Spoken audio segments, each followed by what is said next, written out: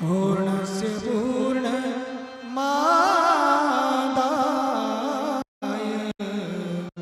पूर्णमेवावशिष्यते.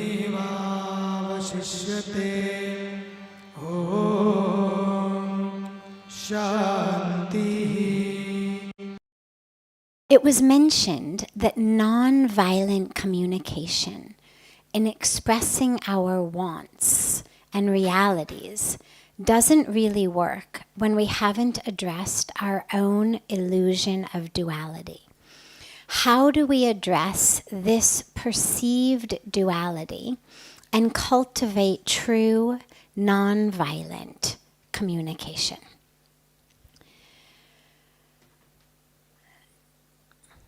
Well, let's take it basic first. The question sounds like communication PhD. Like sort of it sounds like it assumes a prerequisite of some terms and some concepts. So let's begin at the basics and then work our way up to the topic, the actual question. When we say nonviolent communication, what do we mean?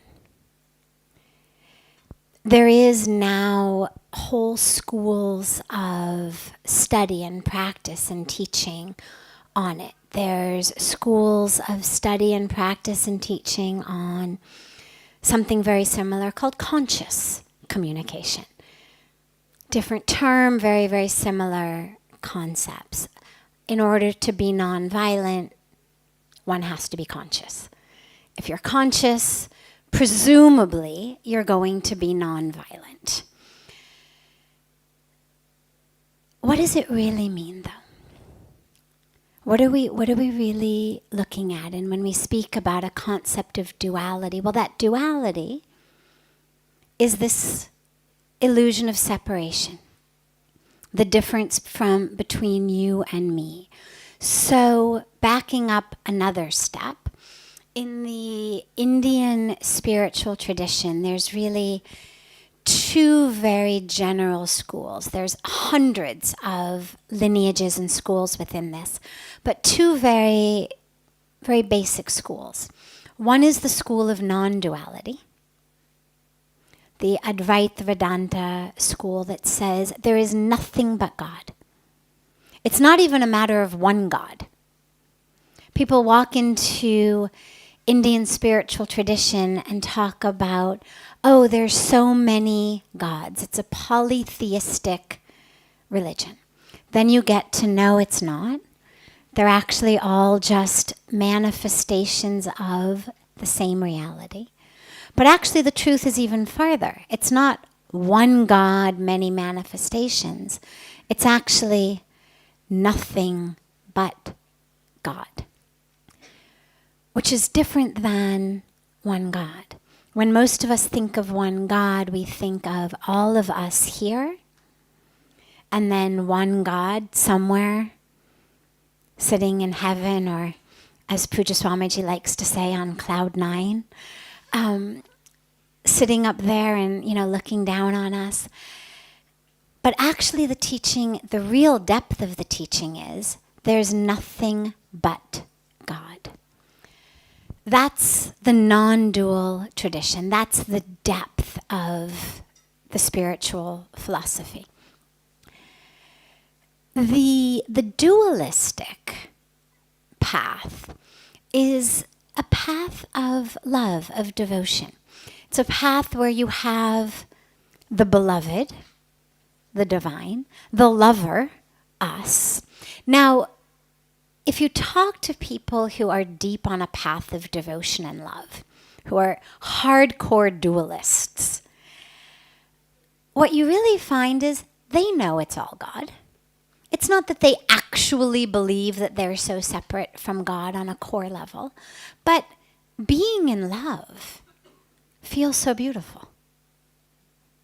There's something very, very beautiful about love and devotion. And so when we speak about the dualist path, it's not that they really think that God is somewhere, out there and we're here.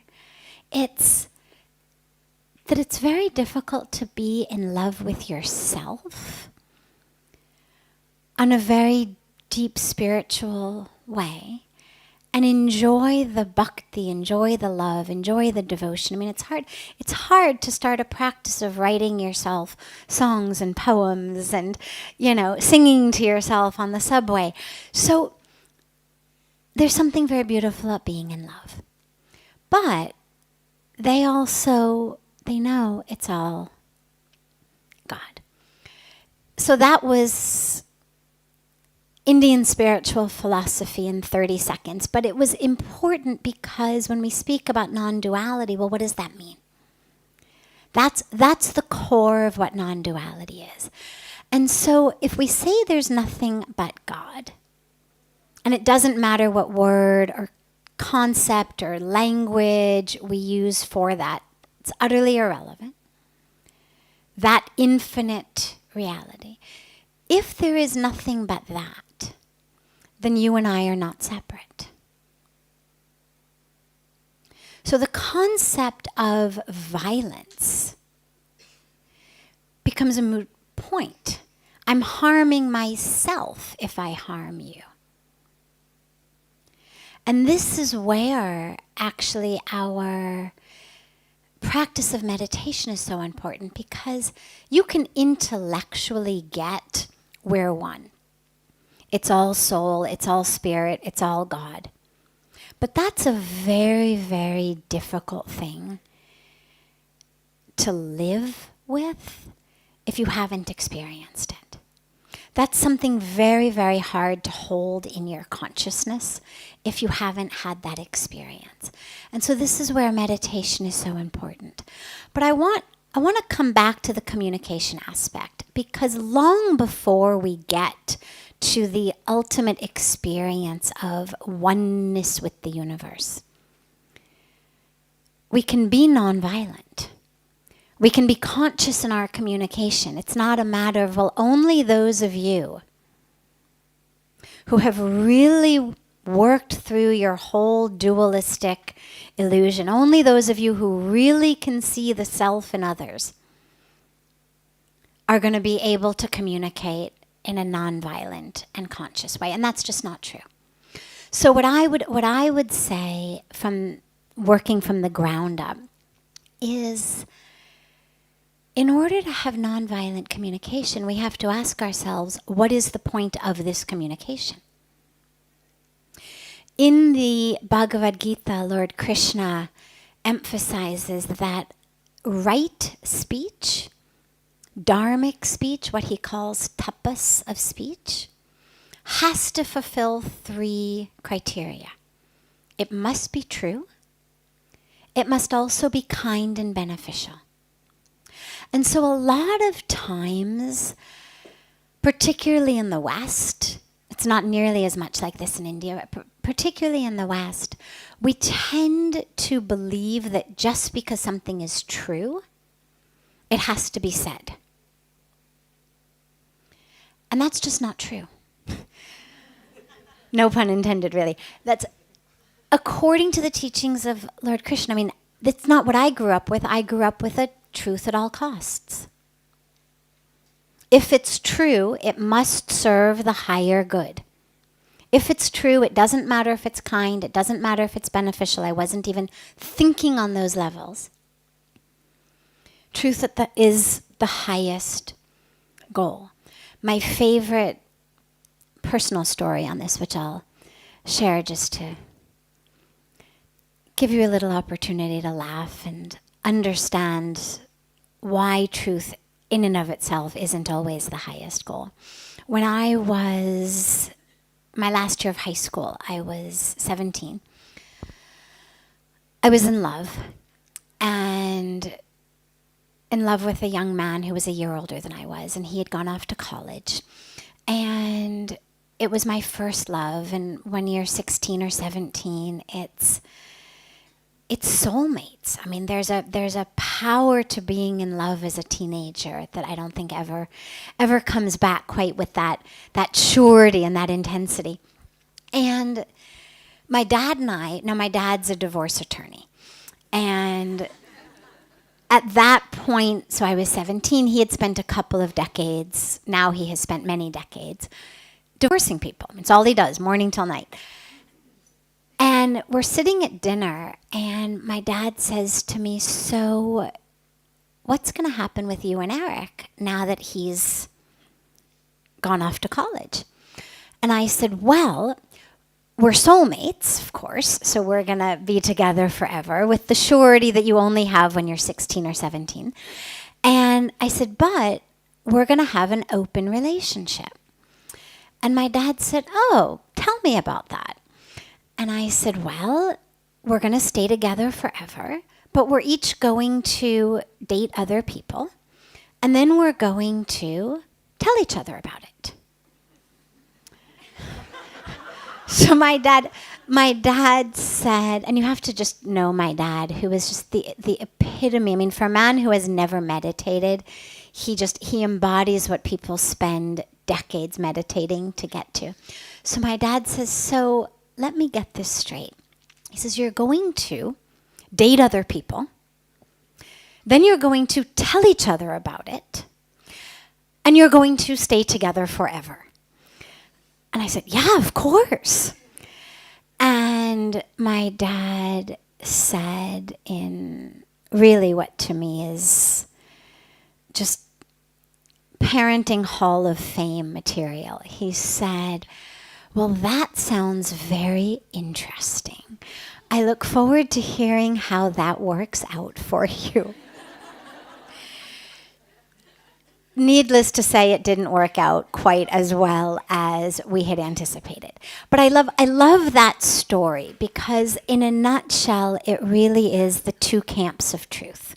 It's true, therefore it must be spoken. And therefore speaking it is in the highest service of life and the spiritual teachings of the Bhagavad Gita, which is, okay, wait, that may be true. Is it kind? Is it beneficial? And a lot of times in our communication with people, we say things that we preface with, I know you're not going to want to hear this, but, or I know this is probably going to hurt you, but, or I really hope you're not going to be hurt by what I'm going to say because I have to tell you because it's true, but. And any time you begin a sentence like that, you really need to ask yourself, what is the point of this communication? Why do we have communication? I mean, if you were God, why would you invent communication? Why would we be given vocal cords? What does communication do? It serves a purpose. I mean, I cannot imagine that in the act of creation, somehow the divine had this image of us sitting around and just gossiping for hours on end. I know what they're going to do with those vocal cords. Or there's a purpose to communication. It should solve something. It should bring us closer. It should clarify things. It should explain things. I mean, there's 100 purposes of communication.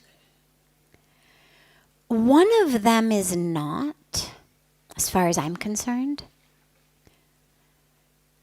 because I'm unable to digest something. And a lot of times we use communication because I would much rather that this mess falls in your lap than I have to keep it in me. And if I can share the mess, if I can, vomit the mess literally all over you, I'm going to feel better. And it's a two-part problem because first of all, it's an illusion that I'm going to feel better. You don't actually solve anything internally simply by dumping it on somebody else. And very rarely is it met with a positive and beneficial response. But a lot of times that's what communication is. You have said something, you have done something, or the universe has said or done something that has made me feel a certain way. Rather than looking inward, my first instinct is to go outward. And this is why the very, very first step of nonviolent and conscious communication is the communication you have with yourself. If I can't be conscious with myself, I cannot be with you. And so that which you said has triggered in me an issue I have, a wound I have, an aspect of the identity through which I'm moving through the world. This happens. Welcome to our day-to-day life. You know, we're just moving through the world, and the next thing you know, you've hurt somebody you didn't mean to.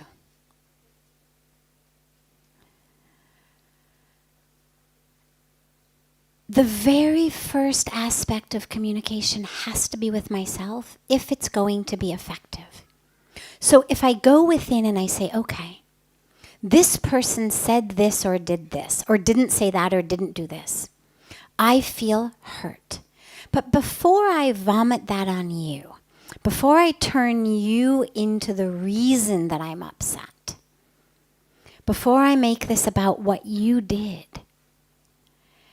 can I ask myself, this is really interesting. This is really interesting. And I highly, highly recommend, from a very personal level and lots of personal experience, the this is really interesting approach to whenever you feel upset and hurt and triggered. If you can go within, even the other person was totally rude, even they were absolutely uncalled for. Lots of people do lots of things that are rude, that are uncalled for. But we don't get hurt by all of them. We're not hurt by everything everyone says that's selfish or rude. We're only hurt by some things that some people do. And that's because of our own karmic package. It's because of our life experience. The wounds we have, the triggers we have, the complexes we have, the identities we have. And so when we get triggered, the very first important aspect of communication is, that's really interesting. Why am I so triggered? And so if you're going to take that communication to another person, what I would say the nonviolent communication would look like, and of course it can't be a cookie cutter because there's an infinite number of possibilities of situations, but it would look something like, first of all, is this a good time to share something with you? It's always important to ask. People have their own lives, their own karmic packages, their own triggers. So it's always important. Is this a good time to share? And then if it is, something really interesting happened today. You said this, or you did this, or that other person said this, or that other person did this. And I was so triggered. And here's what that looks like within me. It looks like you don't care about me. It looks like I'm worthless. It looks like I don't matter.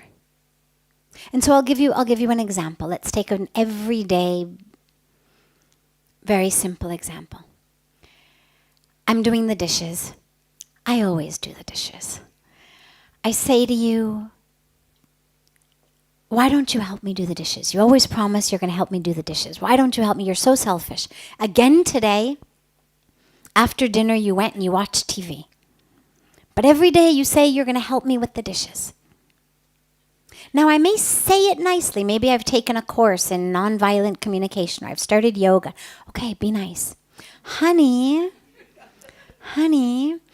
again today, you watched TV instead of helped me with the dishes. Honey, that really makes me angry. Okay, so on some level, that's nonviolent, right? I mean, I didn't yell at you, I didn't hit you, I didn't take the dishes and throw them on your head and say, fine, if you're not going to wash them, I'll break them on your head. I said it very nicely, but I wouldn't give that the stamp of nonviolent conscious communication, because it's still about what you've done or haven't done being the reason I'm angry. And that's just not true. It's triggered something, but the anger's within me. Because lots of people don't do dishes. Doesn't make me angry. Lots of people live in homes where other people don't do the dishes. It doesn't make them angry. There's some things we know. You take a knife, you cut me, I'm going to bleed. Cut you, you're going to bleed. Cut you, you're going to bleed. This is the law of nature. But me being angry because the person I live with or cooked for or brought dinner for doesn't help me clean dishes is not a law of nature. It's triggered something in me. So the first thing I would do is I would say, okay, this is really interesting. Why am I fuming? Why am I fuming? Here I am doing the dishes. Why am I so angry that I'm not even able to digest this wonderful dinner I just had? Why is my face red? Water's cold, my hands are hot. Why am I so upset?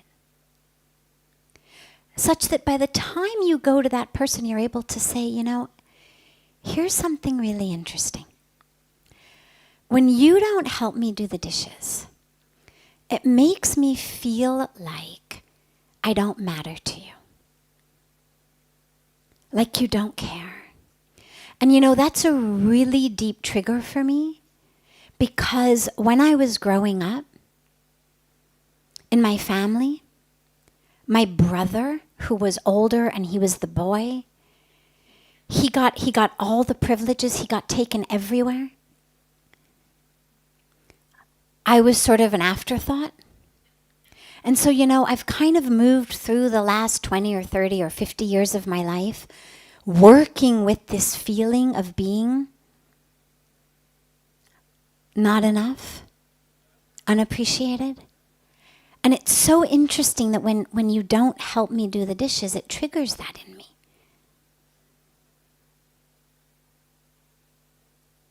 And since I'm still working to overcome it, I'm not quite there yet, it would be so wonderful if you wouldn't mind helping me, because to have to relive this every night in my mind, I know that that's not why you don't help me. I know you love me.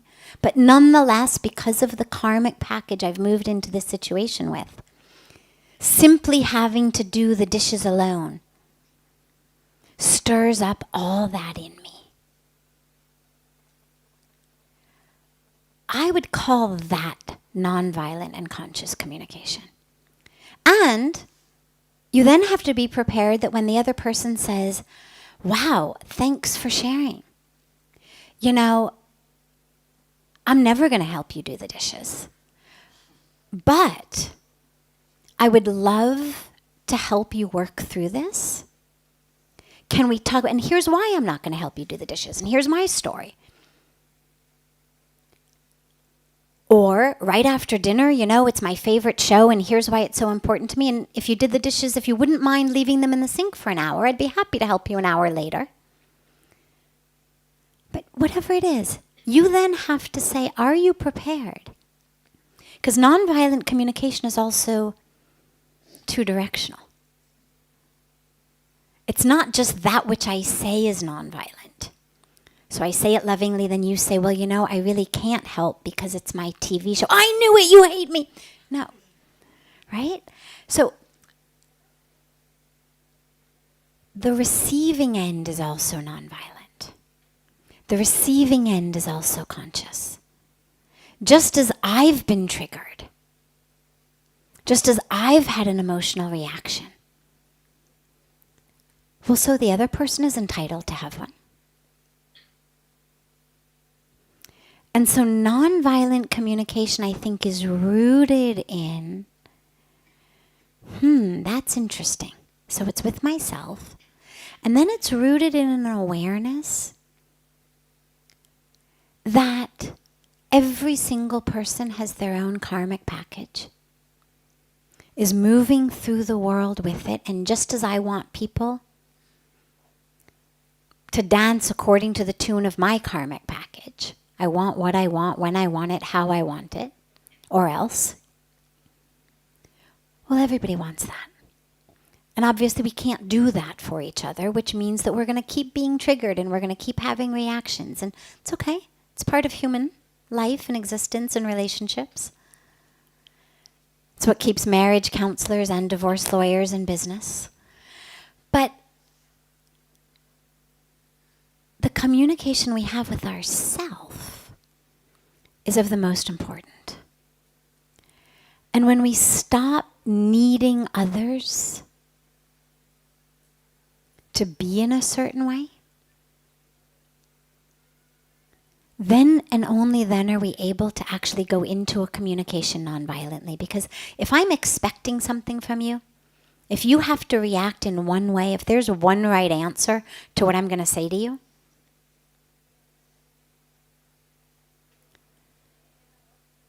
you go in with it, it hurt me. How many times do people not say sorry? They say it 100 other things, but they haven't said, I'm so sorry. And we hold on. It has to be the way I want to hear it. But then, of course, when I say, but you haven't even said I'm sorry, and then they say, oh my God, I'm so sorry. Well, no, now it doesn't count because I told you to say it. Wasn't the right way. So this leads us nowhere. So begin with the self. Recognize that what I feel is my responsibility and no one else's. No one's. There is no one on earth whose job it is or responsibility is or role it is to make me feel a certain way or to speak to me in a certain way. That's my responsibility of how I speak to myself and how I react inside, respond inside, interpret inside, perceive inside how the world has treated